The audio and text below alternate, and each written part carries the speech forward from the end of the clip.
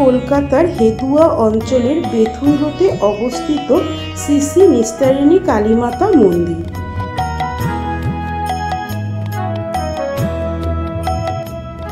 এই মন্দিরের বিগ্রহ দেখতে হুবহু দক্ষিণেশ্বরের ভবতারিণী মায়ের মতো।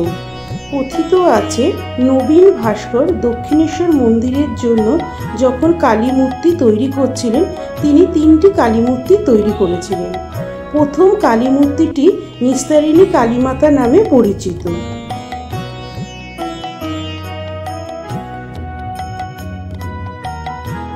এই বিগ্রহ রথযাত্রার দিন প্রতিষ্ঠা করা হয়।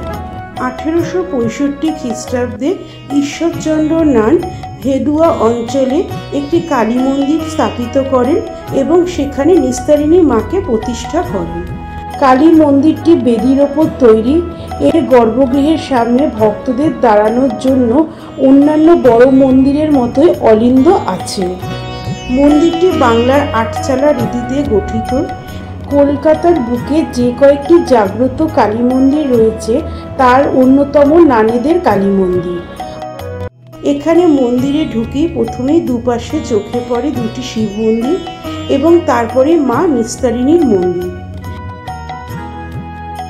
শোনা যায় এই মন্দিরে বিভিন্ন সময় বহু বিশিষ্ট ব্যক্তি এসেছেন।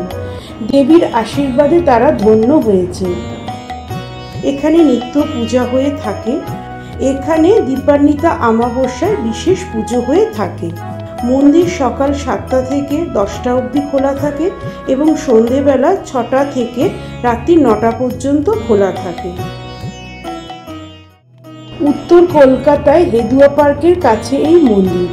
25 নম্বর বেথুন রো, হেদুয়া।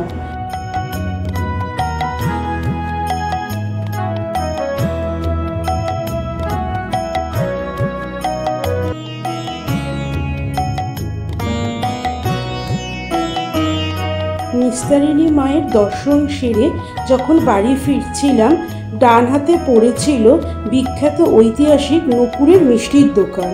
সেখান থেকে বাড়ির জন্য মিষ্টি কিনে বাড়ি ফিরেছিলাম।